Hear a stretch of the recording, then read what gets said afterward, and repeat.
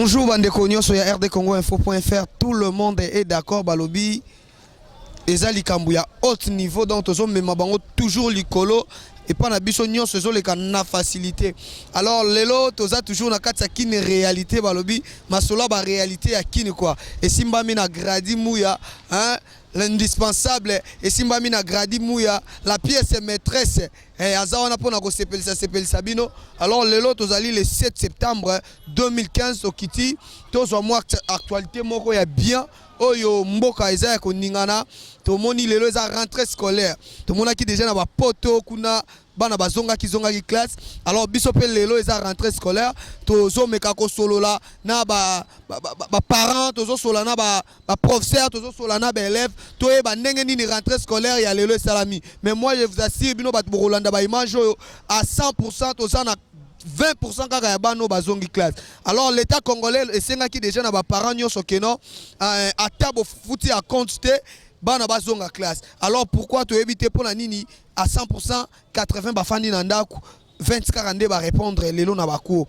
Alors to solo pe na ba professeur to solo la na ba ndeko pe o bazoteka ba fourniture scolaire ba beti la biso moi li solo ndenge nini makambo zo leka. Est-ce que c'est vrai bana vraiment année o ba kozonga 100% ba classe? Et qu'est-ce qui fait que nous avons gâté parce que raison zalaki bambonga Minerva les athées. Alors l'état congolais est à disposition nous so que non bana bazonga classe attaque à continuer nos athées. Est-ce que ba uniforme ndé empêcher bana bazonga classe, ba fourniture scolaire ndé empêcher bana bazonga classe, to redécouvrir ngo nabino elongo na kati ya un micro na biso na kati ya kino réalité na kati ya ba image keliki à la zo simbe la biso vraiment toujours découvrir na tiki bino bota la page publicitaire et on se retrouve juste après avec le parent avec les gens qui vendent les fournitures scolaires et na ba professeur au baza na biso elongo to kota tina kata ba salle to mona ndenge nini cours bandi parce que lelo vraiment cours bandi na poto kuna to mona ki déjà ba destiné bokombe ba banda ki déjà ba cours to mona ki ba Kevin Ngadi déjà ba banda ki ba cours ba Jonathan Ngadi ba banda ki. Alors lelo pe Kinshasa telemi po bana babanda bakour na bango. Alors toko solo la toko beta pena masolo ndenge zalaka. Restez toujours connectés na kati site muneno rdcongoinfo.fr avec votre émission préférée Kin Réalité. On est toujours là pour vous faire du bien. On est toujours là pour vous faire du bien. OK, merci. On y va avec la page publicitaire. Problème de sommeil, de baisse de glycémie ou de fatigue physique, Maxi Bien-être pallie à tous ces désagréments au quotidien. Issu d'un mélange de plantes asiatiques aux vertus reconnues, Maxi Bien-être stimule le système immunitaire et renforce le corps en général en rétablissant le niveau d'énergie, en améliorant le sommeil, en stabilisant la tension et la glycémie, en soulageant l'hémorroïde et la constipation sévère, en renforçant les efforts mentaux et en participant à la bonne forme physique. Anti-rhumatisme, il restaure également le système érectile de l'homme et de la femme. Maxi Bien-être, l'harmonie du corps et du couple.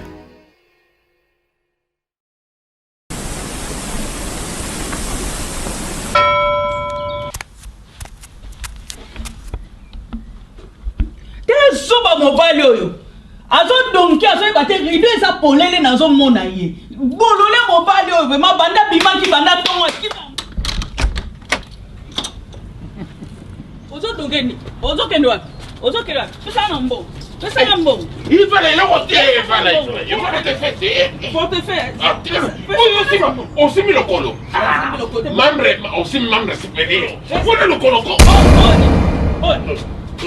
oni oyo kati oh cadeau na mena ki CP la TV CP la omoni olongoli ngakanda CP la CP liko esa ni CP la TV rotela sasa yo compatriote solo yo ngangai ngana combattant zotela biloko ya England zotela biloko ya France zotela biloko ya Amérique. Mais combattant solo, faut te rappeler déjà un boc. Oh, on peut que na sepeli. Notre compatriote, na ilio. Na sepeli vraiment. Ngadios, na sepela TV kanda esili Évitez. donc mbongo bana kutu kenomela na yo Nakamela. kenomela yaka tokota Kota pare. mobali na ngai yaka Ah ouais. Tu vois. Mbote mama. Mbote papa. Tolingi tosola mwa muke par rapport à rentrée scolaire le toza le 7 septembre mais to moni qui on dirait bana ba répondre vraiment té. Alors yo to moni oza déjà na mona eloko ni no sali po le kinabiso lelo à répondre à banda classe na vraiment la jour où esenga ki ba. Ah, ngala banda oboma mbongo na nga muke na bomba ka mbongo na nga muke na banque. Alors juste quand ceux to kangi bakangi classe na kia ko futa déjà directement Minerval.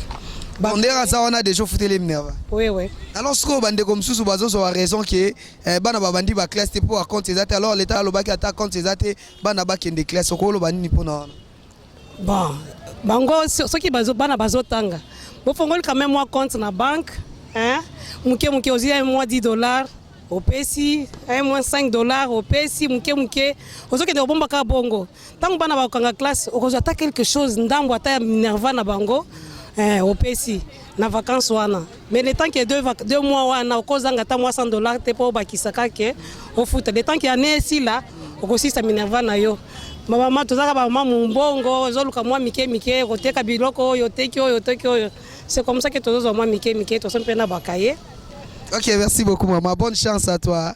Ezali mboka ya yo la République démocratique du Congo esengeli kolinga yango soki olingi mboka na yo te ozali moyemboka wana. Mbote mama. Mbote papa.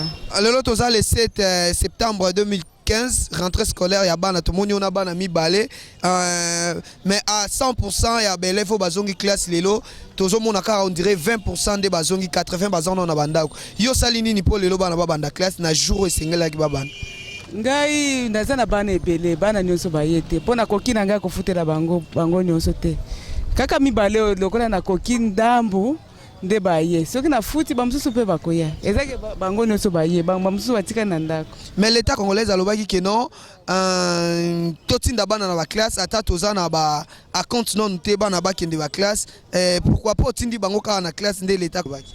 balobaki nde wana eza ya solo mais siko biso bapatientaki biso baniongo mosusu ezali ya ne passé totilisi nanu te yango wana moyen totinda bana eza te fo totilisa nanu baniongo ya ne passé apres nde totinda bana mais akonte topesi te. Donc bana nde babandi classe boy j'espère que non bapesi a compte te. Bapesi a compte te. Alors rolo bani na l'état congolaise ne loko o basali ki no bana ba banda classe ata ba compte eza te na école ba déranger te. Ba déranger te topesi a compte te. Topesi a compte te. Donc juste un mot pour l'état congolais. Ah na sepeli mingi nzamba pambola bango basungi biso makasi tala nanu baniongo ne passé tokoki nanu te soki balobaki tina compte bana balingaki baya te dokola ba favoriser biso topesa compte te to sepeli makasi. OK, merci beaucoup maman. Bonne chance les amis. Notre pays a eu son indépendance en 1960. Qui peut répondre? Quand est-ce que le Congo a accédé à l'indépendance? Il faut parler à haute voix. Notre pays a eu l'indépendance en 1960. Notre pays a eu l'indépendance en 1960. Très bien. Qui peut encore répondre? Oui. Notre pays a eu l'indépendance en 1960. Notre pays a eu l'indépendance en 1960. Tout le monde, notre pays a eu l'indépendance en 1960. Notre pays a eu l'indépendance en 1960. Notre pays a eu l'indépendance en 1960. À haute voix. Notre pays a eu l'indépendance en 1960. 1960. Et alors, lorsque notre pays a eu son indépendance, qui était le président de la République en ce temps-là? Qui était le président de la République en ce moment-là? Qui peut imaginer, qui peut donner la réponse? Qui était le président de la République? Le père. Qui était le président de la République? Mobutu. Quel président encore vous connaissez? Qui était le président à part Mobutu? Kabila. Qui était le président? Lumumba. fut le premier ministre, n'est-ce pas? Lumumba fut le premier ministre à ce moment-là, en ce temps-là. Et alors le président, qui était le président? Qui était le président? Joseph Kasavubu fut notre président au moment où notre pays a accédé à l'indépendance, n'est-ce pas? Bravo pour lui.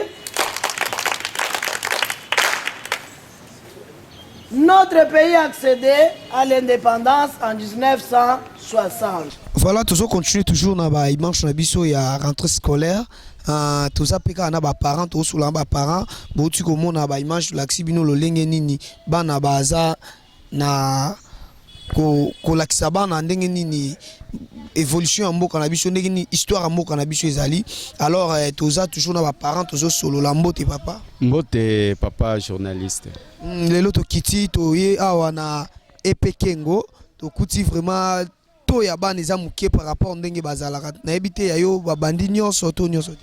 Oui, ndenge outi kotuna ngai pona situation ya ndenge bana bazongi classe lelo ndenge yo moko yebi comme d'habitude na mboka na biso na RDC dès les premiers jours ils étaient un peu timides mais au fur et à mesure mikoleza opusana bana baroya nyonso mbala moko ya ngai bana na yaki na bana mibale moko na 3e primaire moko na 1er primaire bango wana ba koti bayambi bango malamu ngai vraiment na bandi lelo nalandi mbela ndenge nalandaki na information papa ministre asengaki ke depuis lelo le 7 septembre 2015 bana babanda kelasi yango ngai pe etant que parent responsable na memo ya ngai bana po babanda kelasi bazala na retard te. Est-ce que tant où y a que ça l'inscription ya bana ba déranger qui pour na compte parce que gouvernement a ebisa déjà que non toya na bana ata ba compte ezate toya na bango na ba kelasi ba banda kelasi na bango. Alors yo tango ya ki na ko inscrire bana est-ce que ba déranger qui pour na ba compte nde toya ko tika ba compte na biso? Oui, à vrai dire pour la question ana bana babandai kotanga na école ya musika j'étais obligé ya ko ya na bango na école eza na quartier esika na vandi pona koya okomisa bango viku ya transport tangu koya na ngai awa j'avais cette pensée là que ce qui na ye bako compliquer ngai pona problème ya Minerval. Bon nalandaki que inscription eza gratuite mais pona problème ya Minerval ba compte na zalaki na mwa bobangi muke mais koya na ngai awa tangu na ye na komisi bana moko na futi mwana ya moko mususu bandimiye vraiment sans à compte mais ba conseiller ngai ke na mikoleza koya na meka koya na mbongo pona ko régulariser compte pona Minerval ya bana.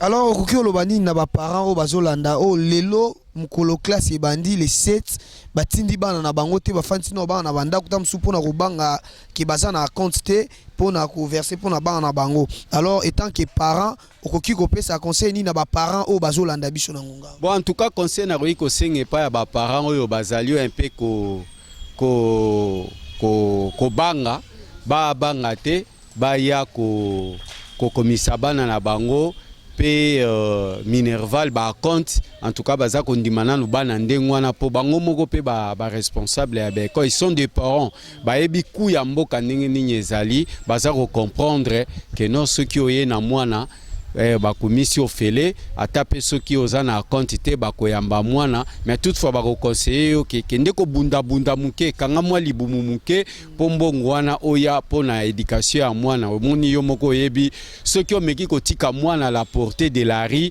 yo moko yebi phénomène kuluna et puis les enfants de la rue ceux qui mwana tangi te distraction mobimba ya ndako ezali kaka ko kende ko sakana okoma soit phaseur to ako banda même yo moko pe parent okozala mutu ekosala yo pasi soki mwana vandeli yo kaka na ndako soit akomi phaseur to akomi kuluna. Or avantage ya mwana kokende na kelasi quelque part tant vide wana oyo yopo koki kozala na kimia mwana tant wana azali na kelasi tant akozonga na ndako il serait complètement fatigué moyen abima bime kozala te soit akolala soit akotala dessin animé et puis conseil naza osenge pa ba parents ezali nini ce qui est commis par exemple à 20h, il faut interdire les enfants à continuer à suivre la télévision. Il faut que ça que mwana kende kolala, soit ce qui mwana outi kelasi omeka ko revoir un peu devoir ya mwana kotala mwana ko sala dialogue moko entre parents na mwana koyeba ce qui effectivement mwana baza kotanga malamu to baza kotanga te. Po mingi biso ba parents tokomaka ko outi musala ozongi ndako très fatigué, moi même mozwa temps ya ko revoir kotala bakaye ya bana ezalité. Donc ozali toujours otiki mwana kaka relation mwana na école. Conseil nazaro c'est pas ba parents yango wana, c'est-à-dire biso mwana ke classe azali na relation na école, tant azongi na ndako azongi na relation na ba parents. Conseil nazaro pesi conseil na pesi pas na biso ba parents yango wana. La personne, quand il voit le drapeau et qu'on est en train de le monter, il dit, je m'incline, je soulève ma tête haute, j'ose mon front et je regarde ma patrie pour la respecter. Siko tozokota tosolola na mama directrice ya Epekengo par rapport ya rentrée scolaire ya lelo lolenge nini eza ko s'est passé avec notre caméraman Kelly qui a la zola tozokota to beta moi lisolo na mama directrice ya Epekengo tozana déjà. Bonjour maman. Bonjour papa nangai. Biso toza RD Congo Info qui n'est réalité to kiti total le lenge nini rentrée scolaire ezo leka na ba école, alors to préféré to ya pena école na yo le lenge nini rentrée leki, alors tango yo moni bana oyambi bango ndenge nini? Yambi bango ne sengo yebi kozala moboti ezali sengo, ce n'est pas donné na moto nyonso po azala na bana pe azala pembeni ya bana. Bana bazalaki bakendeki sanza mibale kasi komona bango kozonga na nzoto kolongono eza kosala esengo pe kokumisa nzambe koloba ete bana oyo tokabwanaki libela te kasi tokabwanaki mpona ngonga muke epi toyambi bango komona esengo makasi mpona komona bango. Alors ndenge tomoni on dirait bana ba répondre vraiment bien. Est-ce que nombre tomoni ka yango wana ou bien na inscription eza mo ebele ba yende nyonso te? Bana bazali ebele kasi komona lolenge baboti bazali kolela lela po ete omonaki pe baboti mususu bayaki na tongo awa kaka pona koloba te to eskize bango tango bakuzwa lolenge ya kaye ya uniforme bakoya bana bakoya ezana baboti oyo baye kotala ba liste ya bana ya ba classe pona koyeba mwana na yaza na classe soit 3e nini A ou bien ou C, baye kotala lolenge ba liste eza affiché, mais ba promettre que d'ici là bazako bunda bazwa lolenge ya kotinda bana baya kotanga. Yango pe toza ko lancer message ko loba ete bawo babombi bana na ndako batinda bana baya kotanga po ete classe ebongaka na ebandeli. Tangu baninga bazako zwa le départ ba mutsusu bazala na bango po ete bakoma na retard te na malakisi oyo balakisi bakoki na kopesa. Maman directrice tokaki totalaki na ba télévision bakonzamboka balobaki ba parents ata nanu bazui makoki te mais baya ko s'inscrire bana inscription za ofele. Alors étant que maman directrice na ebité est-ce que AP inscription zo le kaka bongo?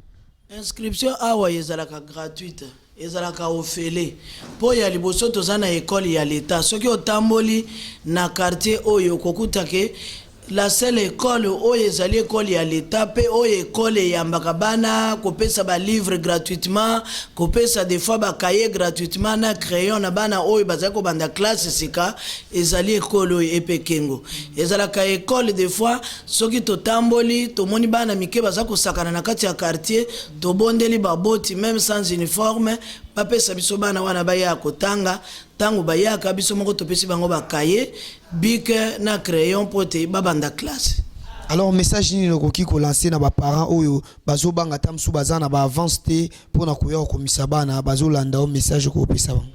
Toza ko yebisa ba parents babanga te biso pona biso toyebi ete mwana azali mwana azali na droit na enseignement fondamental yango esengeli komema mwana na classe balanda kaka tebi te elo ezali koloba esengeli mwana afuta nano mbongo po ete akota na classe batinda bana tosengi na ba oyo bazali komona te bazali na moyen ya kotinda bana na classe te baya kotika bana batanga na ba niveau nyonso ya classe tokozwa bango tokoyeba lolenge nini ya koyokana na bango po ete basire enseignement ya bana na bango bana wana bazali kaka ya bango te bazali bana ya mboka oyo ezali na posa ya bana oyo bayebi kokoma po ete ata biso tokozala te bakokana ko défendre mboka oyo ezali na posa ya bana wana ezala mwana azana balabala malamu bankadre ye batinda ye na classe po ete mwana wana mokolo mosusu akokoma atako mokonzi ya mboka po bao baza bakonzi lelo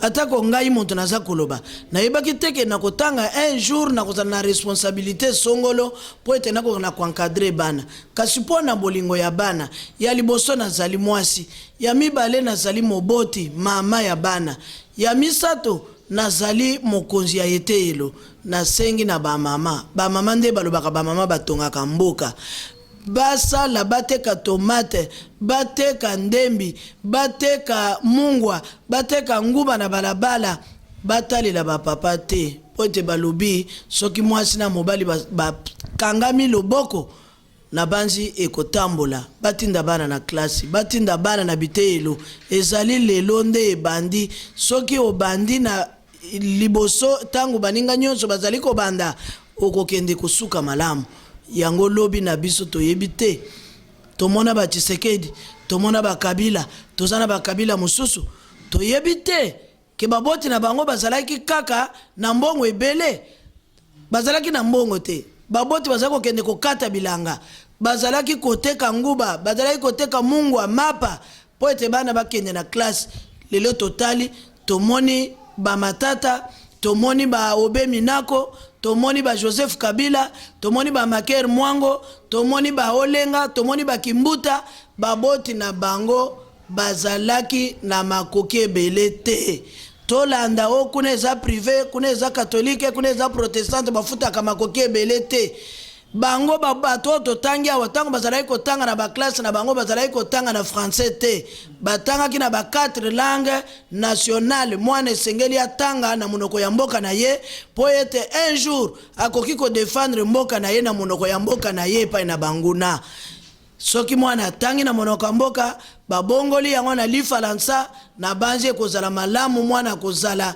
na précision ya mateya oyo ye azali kozwa po ete a partir ya ba compétence ezali kati na ye na ba capacité ye azali na yango akodécouvrir rebele epa ya molakisi po ete molakisi atangisaka te aeveyaka kaka makanisi oyo ezali kati na mwana yango baboti tobomba bana na ndako te totinda bango na etelo po ete bana baya kokolisa mayele na bango. Merci na bandeko nyonso balandi kin réalité bandeko nyonso balandaka RD Congo Info ba fidèle na biso ya RD Congo Info c'est toujours votre humble serviteur Gradimou ya kaka nde na lobaka biso ne musala toujours maloba mukie musala ebele papa na biso l'équipe papa bango na Olamba donc to kitaki awa to solola na ba parents ndenge nini rentrée scolaire ezoleka to soli na ba directeur to soli na ba professeur to bomoni bino mona ba image ndenge nini rentrée scolaire et salami tozo passer ka message na ba parents o ba bombino bana na bandaku botinda bana parce que l'état congolais déjà et tchaki ba disposition nyonso po bana ba banda kelasi na bango lelo le 7 donc ba parents o ba bombino nou bana na bandaku botinda bana baya ku tanga parce que lobby ya bana na biso to ebi angote là je remercie maman Milinzemba na Londres parce que azaki déjà vigilant azaki na kin metanga moni ba delingue banda azonga kina lombangu po bana banda betid je remercie maman Milinzemba motema tous pepele ya mbetolo grand prêtre César Ngadi mo boss je vous remercie parce que ozo tinda bana na kelasi là je remercie Dani Bokombe tsunami de la presse congolaise na pesi mbote na venanga moko ya kati Glody Kuma Sinzamba Norvège nayebi ki Hollandi ba image o tali lolenge ni rentrée scolaire et salami na Kinshasa balobi Kinshasa nde ezobimisa bato mayele o lelo tamsusu bo voyager okina ba mboka ba paya parce que bo leka na ba école o ya kin donc na pesi merci na bato nyonso Bolandi kini réalité bo vu que lianza na pesi mbote président d'homme na Lille ba mbote no yango wana base belé batu ba zolanda kini réalité ba opé ba bengaka quoi baza vraiment ebelé. Je vous remercie Osani TV na ngai José Pova José Pova vraiment merci na ndengo zo benga petit na yo na pesi vraiment mbote na bat nyonso o balela gradi muya bozwaka temps ko benga gradi muya et portez-vous bien tokutani na prochain numéro avec votre humble serviteur Gradi Mouya, la pièce maîtresse, le monteur, balobi baza mingité, l'indispensable baza mingité na makasi ya boué parce que mutu a train à RD Congo Info Kin yé on appelle si merci na venangai cordon il y a RD Congo Info Kin Mario Ambongo là je vois encore Pamela Cheko la Paola Ngaingai Antonio Kauka Keliki à la Zola balobi équipe à RD Congo Info ya makasi ya Kin Alain Gonzo basé belé vraiment na pesi binombote et mon pasteur Germain Tanta ainsi que sa femme maman Cathy Tanta na pesi bino bambote et on se retrouve à la prochaine numéro de Kin Réalité Mbota Basoda toujours on y va.